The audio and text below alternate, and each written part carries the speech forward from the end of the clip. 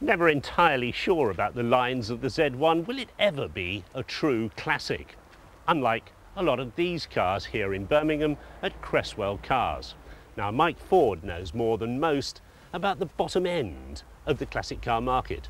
How did he get started? It was an interest originally. I worked for mainstream motor dealers in the area from the age of 17. I got to the point in the late 80s where I was just basically worn out with it and wanted to escape.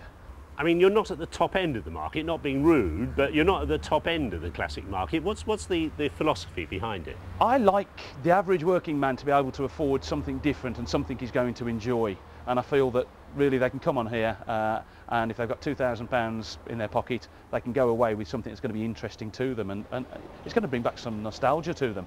Often it's where their first employer had that car when they started work, or their grandfather had that car, or their father did. And it's amazing how the classic market also has moved on. And even cars from the early 80s now are of interest to younger people, because that's what Dad had when they first remember him having a car. So it's an ever-moving business. The other movement you obviously get is in different models. Suddenly you'll get an uprise in price on a certain vehicle. You'll also have pits where certain vehicles just die a death, like P6 Rovers 2-3 years ago. I could not sell them at all, at any price.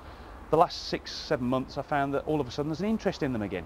The 3500S people want. Well, to be fair, no, the smaller engine ones I think are perhaps in some ways stronger than the bigger engine ones, because people do think economy-wise a little bit these days. Even with a classic car where they're not going to do a terrific mileage in it, if you've got something that a Sunday afternoon run is going to cost you £50 or £60 worth of fuel, people think twice about doing it. If you've got something that you can go out and spend £20 worth of fuel in, it's more likely that they'll buy it and run it.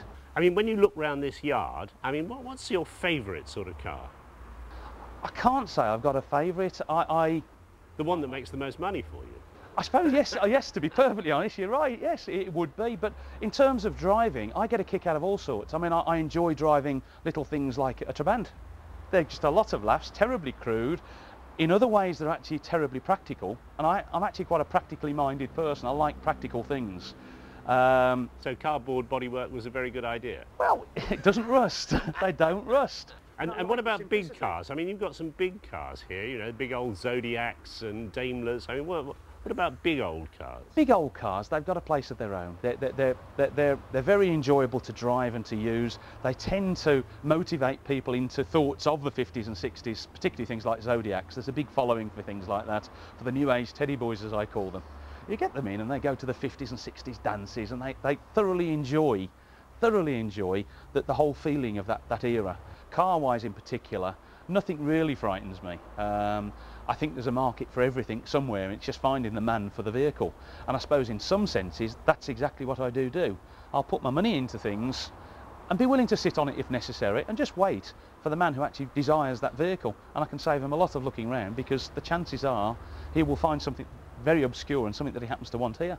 Of course, the saddest moment in your relationship with any classic car is that dreadful time when you have to say goodbye.